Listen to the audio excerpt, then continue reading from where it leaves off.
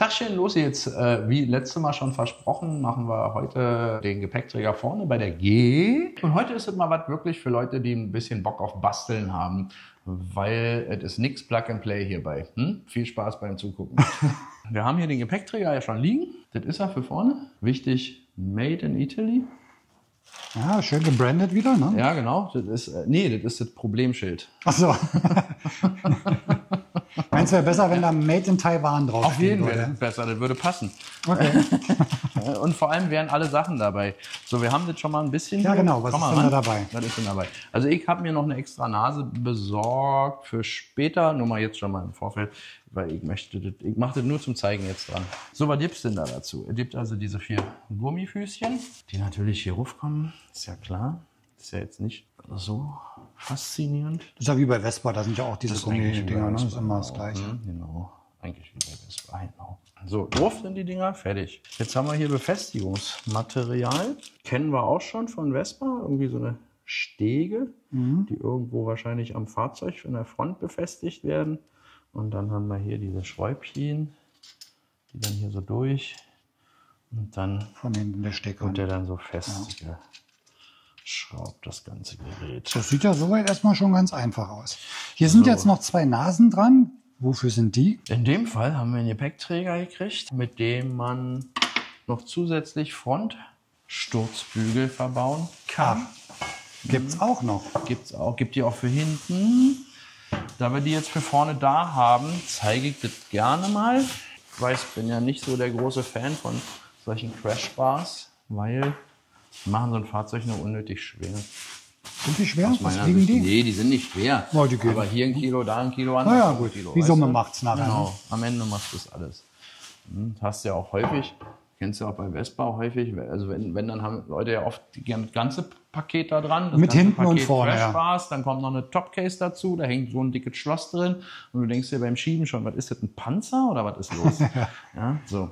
Okay. Und das wird dann, ich mache mal hier die Lufttheorie. Das Ding kommt dann, hier unten ist so ein Haltepunkt, wo der ran kann.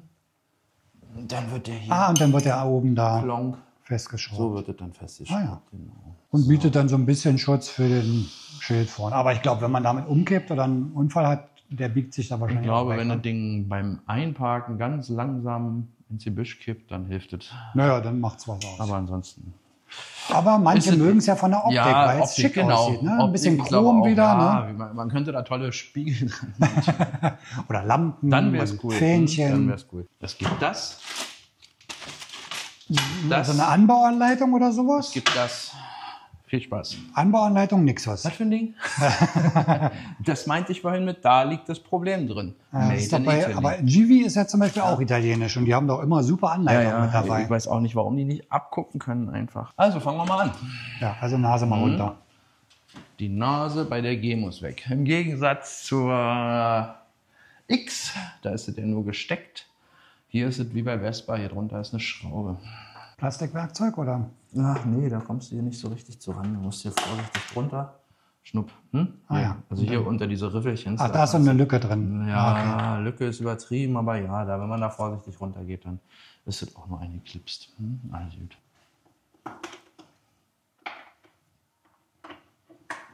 So. Und dann ist das Ding so gesteckt. Na gut, das ist Das ist so reingeschoben von so. oben dann. Ne? Diese beiden Verschraubungen hier, Das sind die die, Gegenstücke da außen. Ne? wo die hier später rein sollen. Ja. Die werden die ersetzen. Das ist ja soweit. Soweit. Ähnlich wie bei Vespa, da war das ja Ja. auch so. Ne? In der Krawatte 2 Löcher, Genau. die aber hinten markiert waren in der Jetzt Krawatte. wäre das so richtig geil, wenn man hier wüsste, wo man bohren Genau, darf. das ist ja bei Vespa, glaube ich, da hast du dann so 2 Markierungen. Ne? Ja, da Wo hast du weißt, da Markierungen. musst du Bei der bohren. Vespa kriegst du dann eine Bohrschablone dazu, auch noch on top. Und dann passt das eigentlich schon ganz gut.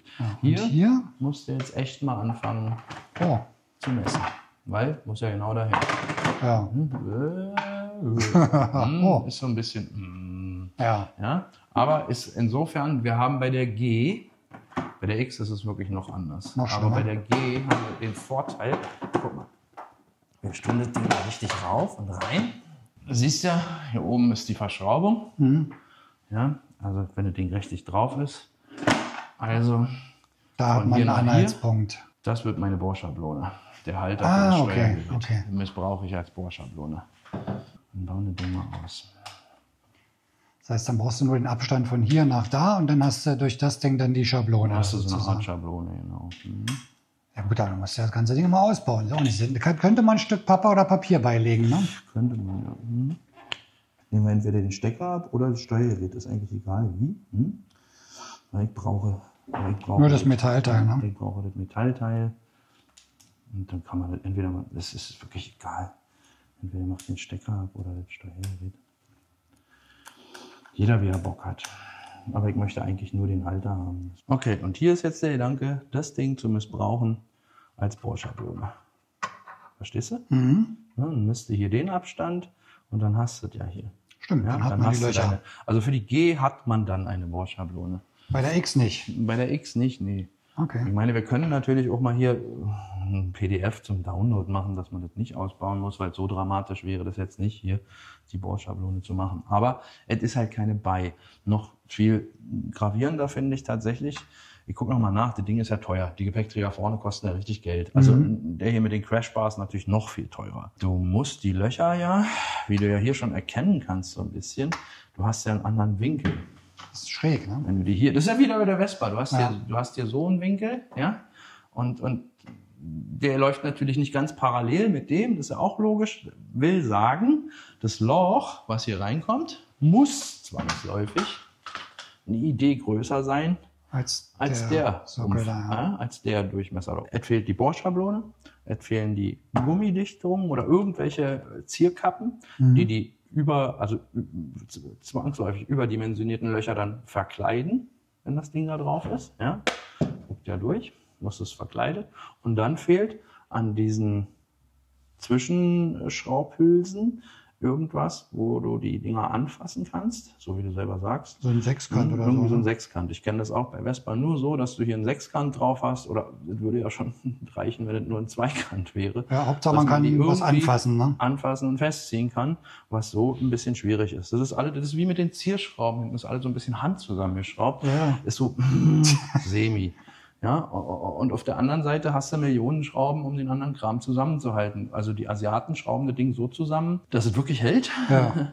Und Dann das kommen hier die ist jetzt- Italiener Die damit. Italiener erfinden das Rad neu. Ich habe keine Ahnung. So ist es. Also muss man ein bisschen mitdenken einfach. Okay, wir fangen mal an zu messen. Das ist ja unser Kernproblem. Das sind 3,5. Von Loch zu Loch 3,5. Also Lochmitte zu Lochmitte. Ja? So 3,5. Und siehst du, da fängt es an, ein bisschen tricky zu werden.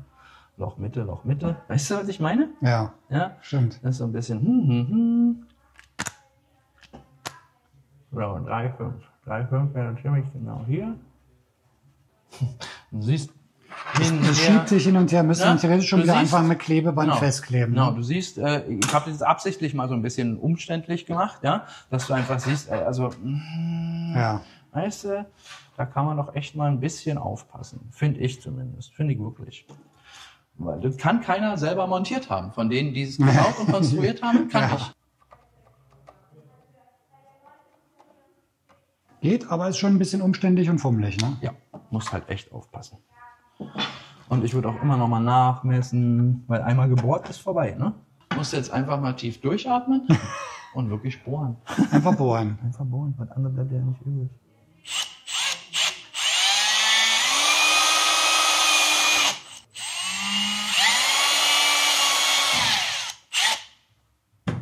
So, und jetzt war's das. Wenn wir jetzt uns verbohrt hätten, dann hätten wir jetzt ein Problem. Neue Krawatte. Jo, gibt's fertig jetzt. Ich habe ja vorsichtshalber hier schon mal was vorbereitet. Eine neue Krawatte, weil ich möchte sie später ohne Löcher haben. Ja.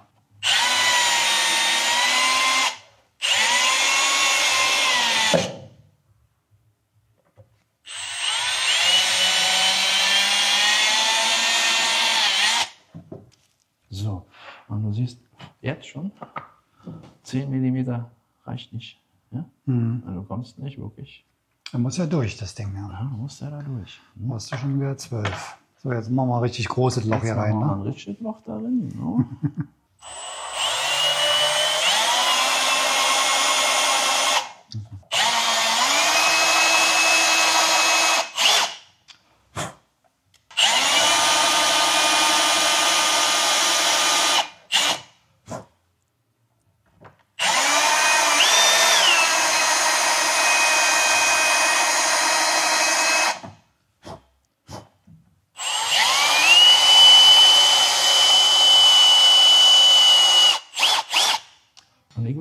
damit hält die meisten davon ab, es zu tun.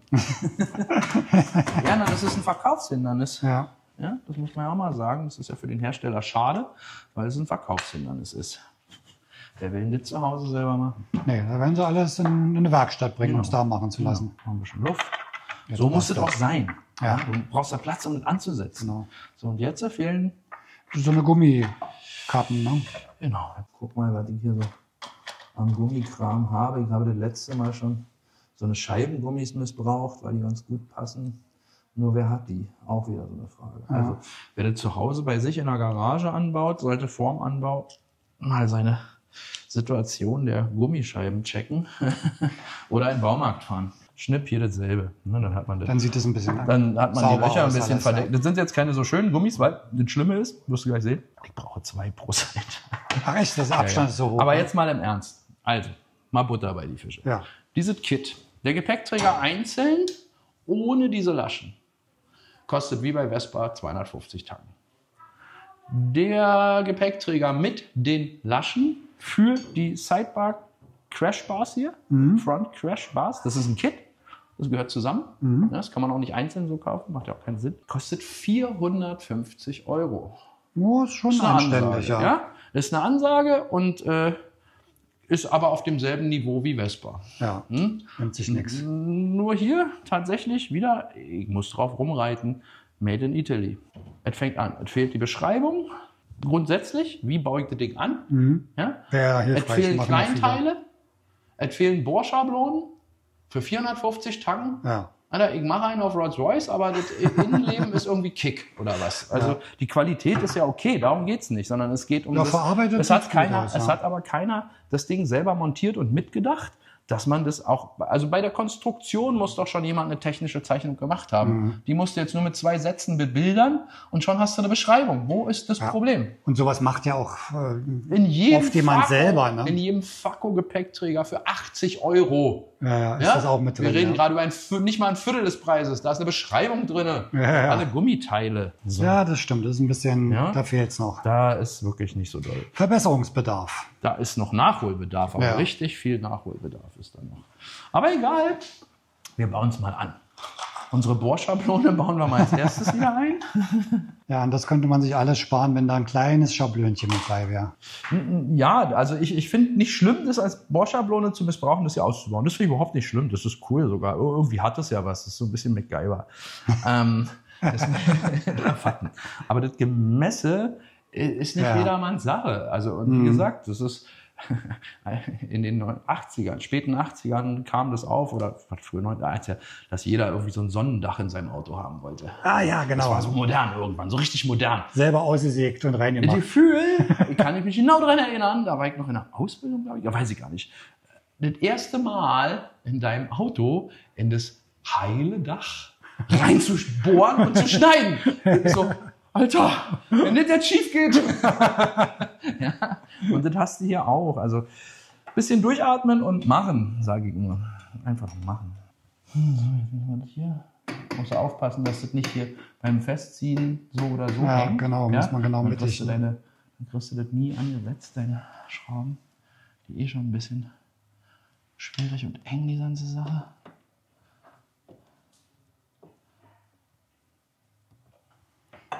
Nase. Muss die Nase drüber. So, man kann natürlich die Schraube hier reindrehen und das festziehen. Problem ist natürlich, Dass du, wenn du wieder rausmachst, löst es wieder, ne? also tatsächlich wäre da so ein Anfasspunkt, wäre schon sehr geil gewesen. Aber so wie du schon sagst, so richtig einmal nachziehen. Ja, geht nicht, ne? Ja, so einmal so. Krack. Wie denn? Wie willst du das machen? Einmal, wo fasse ich an? Also jetzt ist ja das Schwierigste sozusagen erstmal erledigt. Das ist das, was die meiste Zeit und die meiste Aufmerksamkeit von euch erfordert. So Kika, also ich habe dafür erstmal im Baumarkt noch nichts Besseres gefunden. Hast du Also ich war improvisiert? noch nicht im Baumarkt, da gibt es bestimmt noch schönere Gummis. Ja. Weil für 450 Euro muss man natürlich noch die restlichen Teile dazu Ja, holen. musst du Das extra macht ja kaufen. Sinn, ist ja klar, sonst würde das 550 kosten. Macht ja auch keinen Spaß sonst. Nee, ja, absolut nicht. Sonst wäre es ja auch nicht Made in Italy. Nochmal, das ist nicht der Vertrieb, der hier verantwortlich ist. Definitiv nicht. Da steht drauf Made in Italy. So, und diese Gummis nehme ich einfach. Nur, wir hatten die. Also ab in den Baumarkt, Ja. bevor ihr euch so ein Ding anbaut. wenn ihr zu Hause in eurer Garage machen wollt. Ein Gummi mit einem Innendurchmesser von knapp 1 Zentimeter. Kann auch 8 haben, ist ja Gummi, dann klemmt es ein bisschen mehr. Aber dann habt ihr eine Idee, was ihr euch besorgen müsst. Von der Länge braucht ihr in etwa so ab 2 Zentimetern, 2,2. Das kann man sich ja dann noch abschneiden. Genau, kann man noch wegcutten. Ne? Aber dann presst sie es schön ran, ist auch gleichzeitig das Loch hinten zu. Natürlich, darum geht es doch. Es geht doch nur um, wie sieht er nicht aus? Ja. Zack.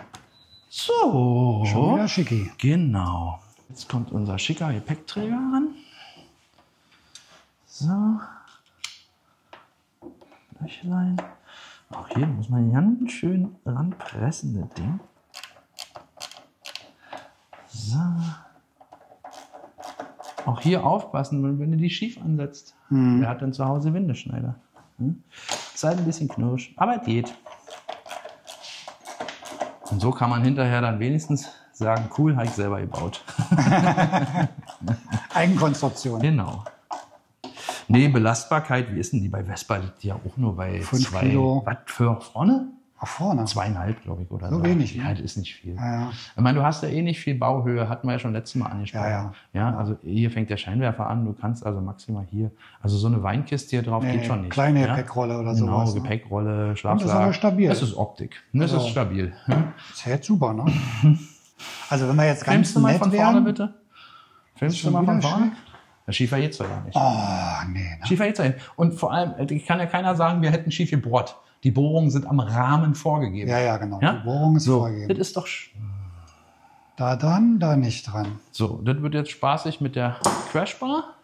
Und Genau. bei sowas natürlich auch aufpassen. Ich hatte das vorher ja schon einmal dran, deswegen weiß ich, aber ist nicht der Fall. Aber hier aufpassen, Kratzer, ne? Lack und so. Ja, sehr knirsch alles. So, mit einer Zange so einfach hier ran, machst du das Chrom ein bisschen schäbig, ist alles so ein bisschen semi. So, Zange mit Lappen. sehen wir mal, hier, jetzt bauen wir die Crashbar mal an. Und zwar nehme ich mal eine. So und so.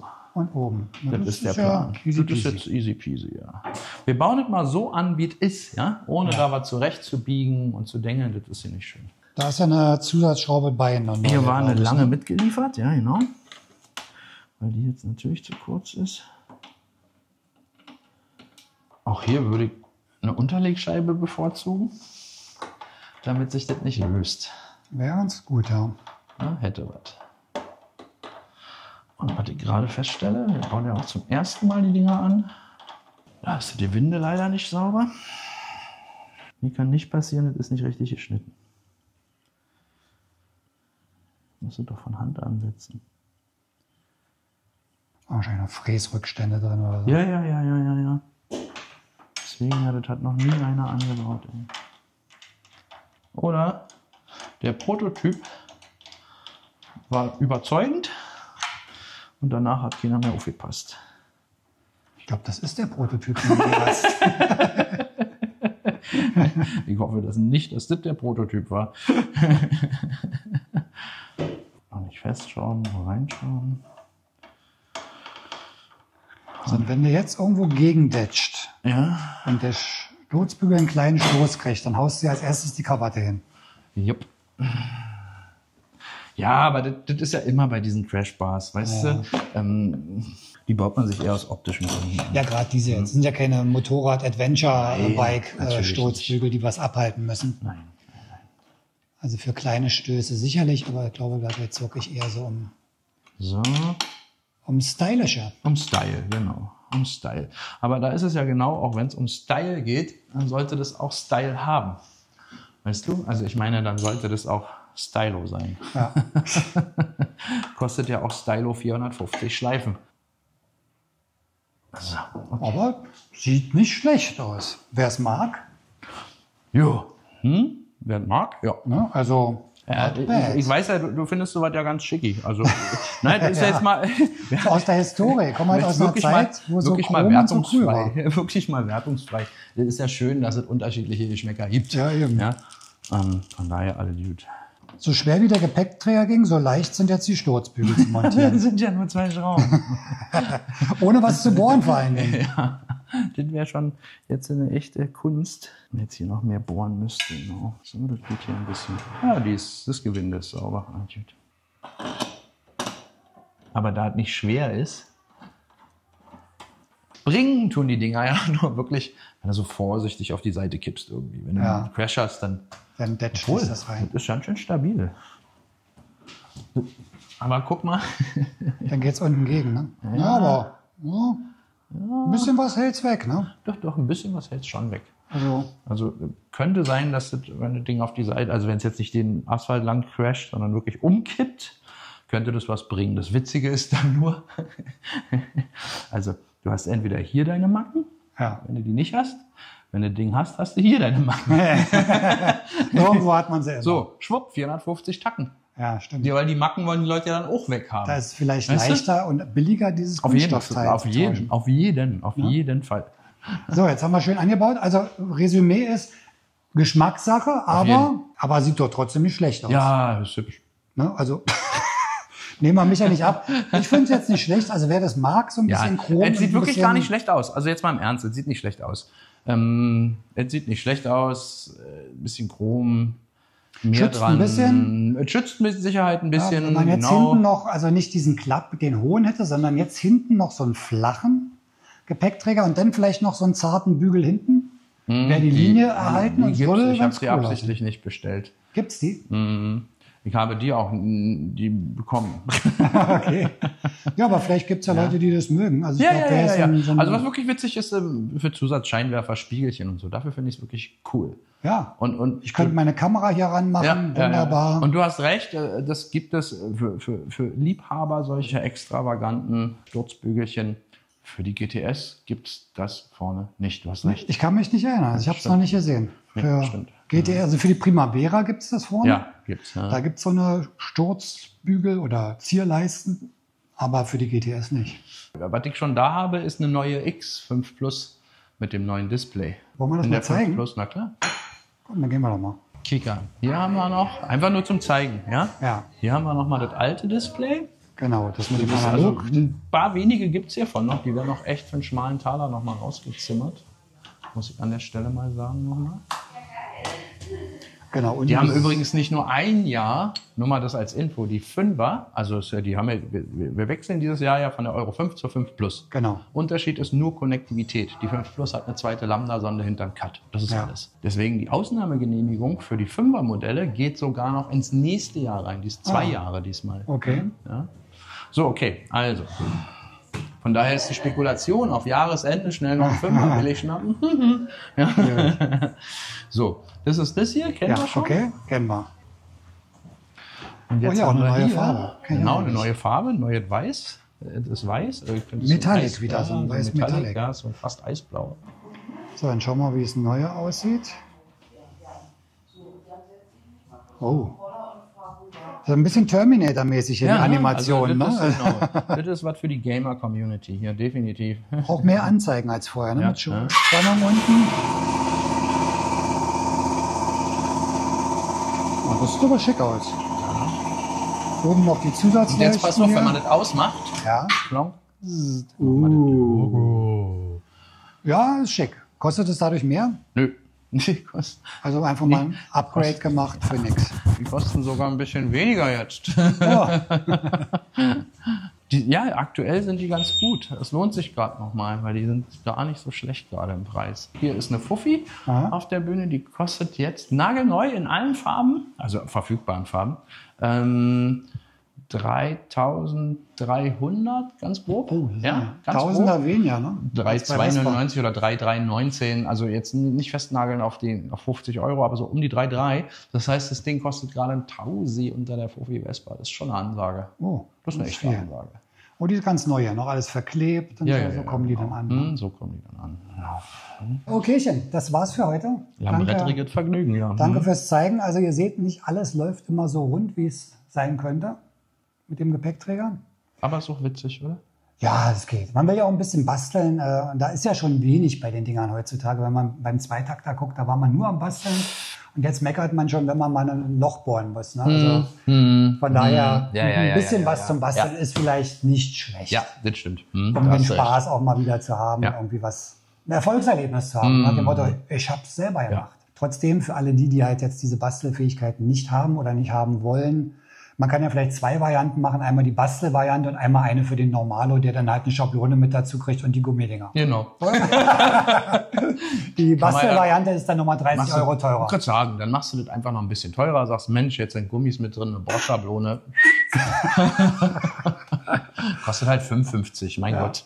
Ja. Aber es geht. Also man kriegt es hin, es funktioniert. Und optisch, also ich mag's, ich finde es gut, du magst es nicht, ich weiß. Ja, aber es ist, aber das ist ja wirklich eine reine Geschmacksfrage. Ich finde es jetzt, das ist generell, das wäre bei jedem Roller, würde ich sagen, echt jetzt. Aber es bietet ja auch Möglichkeiten. Also man könnte jetzt, wenn man jetzt weitermachen würde, fände ich schon wieder spannend. Wäre zwar nicht mein Style, aber jetzt ein Spiegelchen oder irgendwas daran zu bauen, das wäre schon ganz cool. Ja, Spiegel, kleine Zusatzscheinwerfer unten dran, wie wir bei der Quadrophenia Vespa bei der Vespa, ja, hatten wir schon diese mal. gelben, ja, genau. Die hier unten noch an den Bügelrand, das eröffnet neue Möglichkeiten. Ja. Also irgendwann bleibt am Ball. Wir werden sicherlich irgendwann auch mal unser erstes Umbauprojekt starten. Ja, machen wir bestimmt. Hä? Mal sowas Bisher sind wir aber mitten in der Saison und echt beschäftigt mit den weil die gehen echt raus. Ja, die verkaufen sich echt gut. So, das war's heute mit dem Anbau des vorderen Gepäckträgers und der Sturzbügel.